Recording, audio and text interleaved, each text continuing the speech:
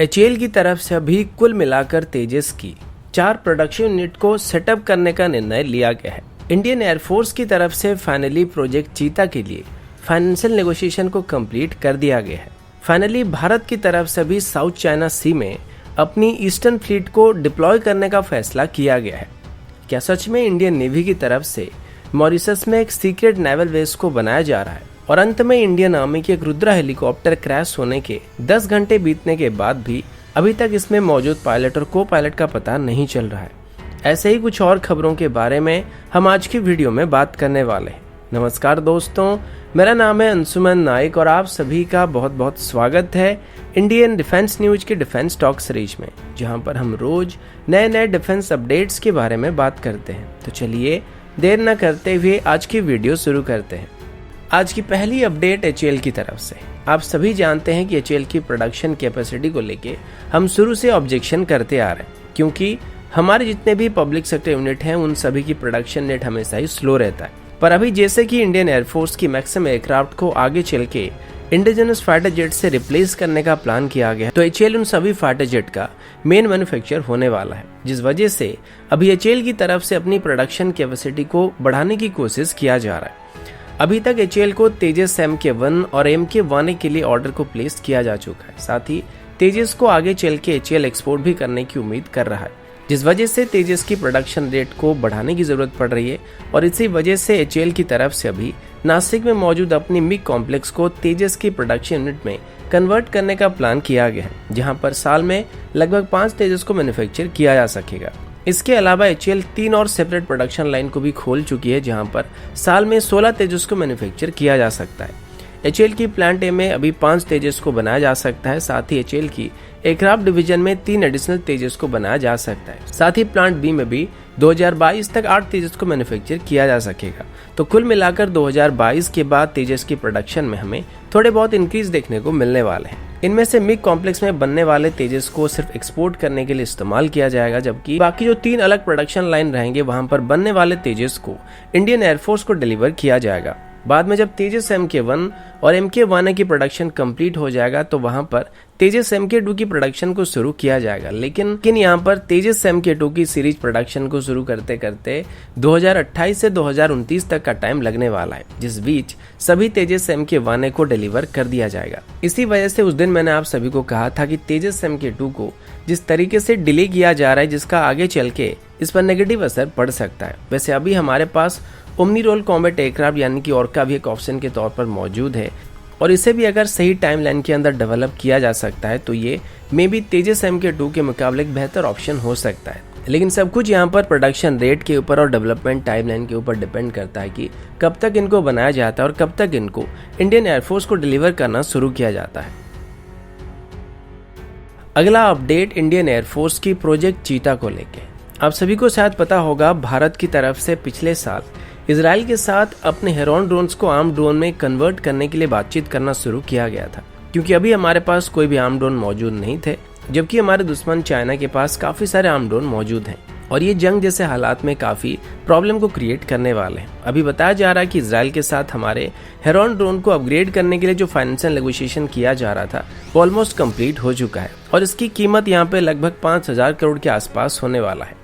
Indian air force, जो कि सबसे ज्यादा मात्रा में इन ड्रोन्स को ऑपरेट करता है, वो इस फाइनेंशियल ईयर के अंदर ही इस डील को फाइनल करना चाहता है। इसमें सबसे पहले तो इजराइल की तरफ से हेरॉन ड्रोन्स में नई सैटेलाइट कम्युनिकेशन सिस्टम को ऐड किया जाएगा, जिसके बाद इनको काफी लंबी दूरी तक डिप्लॉय किया जा सकेगा। वरना अभी ज्यादा लॉन्ग डिस्टेंस के मिशन में इनको डिप्लॉय करते वक्त हमें एक ब्रिज बनाना पड़ता है, वरना हम इनको ओवर द होराइजन ऑपरेट नहीं कर सकते। इसी वजह से ज्यादा लंबी दूरी के मिशन में इनको डिप्लॉय नहीं किया जाता है, और अगर ऐसा किया गया तो तब कुछ ही समय के अंतराल में 2 हेरॉन ड्रोन को लॉन्च किया जाता है, जबकि पहला वाला ड्रोन जो होता है वो दूसरे ड्रोन को और दूसरा ड्रोन ग्राउंड स्टेशन के साथ लिंक में रहता है। लेकिन सैटेलाइट कम्युनिकेशन सिस्टम को इंस्टॉल करने के बाद ये दिक्कत नहीं होने वाला है। इसके अलावा अभी इन ड्रोन्स को वेपन को भी फायर करने के लिए मॉडिफाई किया जाएगा, जिसके बाद ही एयर टू ग्राउंड मिसाइल के साथ साथ बॉम्ब्स को भी फायर कर पाएंगे। अब सबसे पहले इंडियन एयरफोर्स की तरफ से 2013 में प्रोजेक्ट चीता को इनिशिएट किया गया था, जिसके बाद ये वैसे ही डिले हो रहा था। लेकिन पिछले साल चाइना के साथ हुई फेसअप के बाद तुरंत ही इंडियन एयरफोर्स की तरफ से इसको फाइनल करने की कोशिश की गई थी और अभी शायद जल्दी से ही इस डील को फाइनल कर दिया जाएगा। अगला अपडेट भारत और यूनाइटेड स्टेट को लेकर, और ये एक छोटा सा अपडेट होने वाला है। पीटीआई की तरफ से दी गई रिपोर्ट के मुताबिक यूनाइटेड स्टेट की तरफ से अभी भारत को हार्पून मिसाइल को सप्लाई करने के लिए क्लियरेंस दिया गया है। हार्पून एक over the horizon antiship missile है जिसे भारत की एयरफोर्स और नेवी दोनों इस्तेमाल कर रहे हैं, और अभी यूएस की तरफ से $82 मिलियन की कीमत में एक डील को क्लियर किया गया जिससे भारत को हार्पून मिसाइल को सप्लाई किया जाएगा। इसके बारे में कल पेंटागन की तरफ से भारत को ऑफिशियली नोटिफाई किया गया था, और इनको अभी फॉरेन मिलिट्री सेल के अंदर भारत को सप्लाई करने के लिए क्लियरेंस दिया गया है। वैसे इसको हमारे नेवल वेसल से तो फायर किया जा सकता है, लेकिन अगर इसको P-8I एयरक्राफ्ट के साथ इस्तेमाल किया जाता है तो ये और भी खतरनाक साबित हो सकते हैं।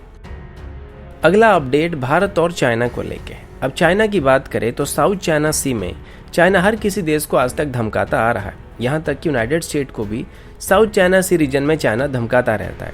और हाल ही में HMS क्वीन एलिजाबेथ जब साउथ चाइना सी की तरफ गया था तब भी चाइना की तरफ से इसको डिस्ट्रॉय करने के लिए वार्निंग को इशू किया गया था।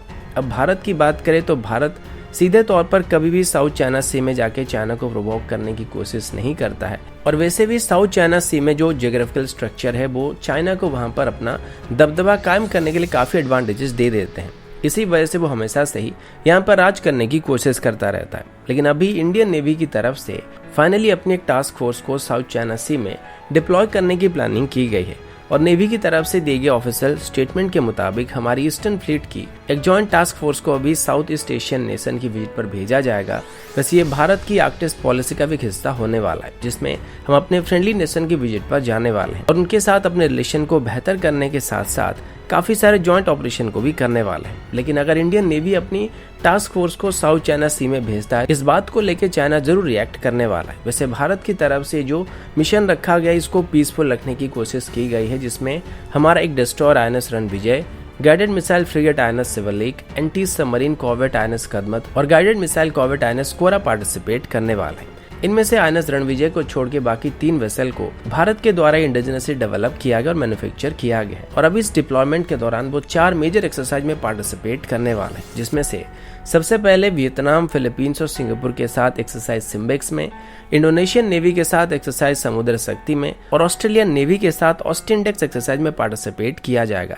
और इन सभी को कंप्लीट करने के बाद हमारी ईस्टर्न टास्क फोर्स की तरफ से वेस्टर्न पैसिफिक ओशन में मैलेवर एक्सरसाइज में पार्टिसिपेट किया जाएगा। और इस बार यूएस की तरफ से बताया जा चुका है कि इस बार की जो मैलेवर एक्सरसाइज होने वाली है उसमें सभी क्वाड मेंबर पार्टिसिपेट करने वाले हैं। अगला अपडेट भारत की एक सीक्रेट मिलिट्री बेस को लेके। इसको लेके अभी अल जजीरा की तरफ से एक रिपोर्ट को पब्लिश किया गया था, जिसमें ये बताया गया कि भारत की तरफ से अभी मॉरिशस के अलग आइलैंड पर अभी एक मिलिट्री बेस को बनाया जा रहा है। इसकी अभी कुछ सैटेलाइट इमेज को अल जजीरा की तरफ से पब्लिश किया गया था, जिसमें क्लियरली दिख रहा है वहां पर भारत की तरफ से एक प्रॉपर एयर स्ट्रिप को बनाया जा चुका है, और मेनली ये बेस इंडियन नेवी के अंडर रहने की उम्मीद किया जा सकता है। सबसे पहले 2015 में भारत और मॉरिशस के बीच रिमोट आइलैंड पर एक नेवल बेस को सेटअप करने के लिए कॉन्ट्रैक्ट को साइन किया गया था। फिर 2018 में एक बार एक रिपोर्ट सामने आया था जिसमें ये बताया गया था कि मॉरिशस की तरफ से यहाँ पर इंडियन नेवी को बेस बनाने के लिए इजाज़त नहीं दिया जा रहा था।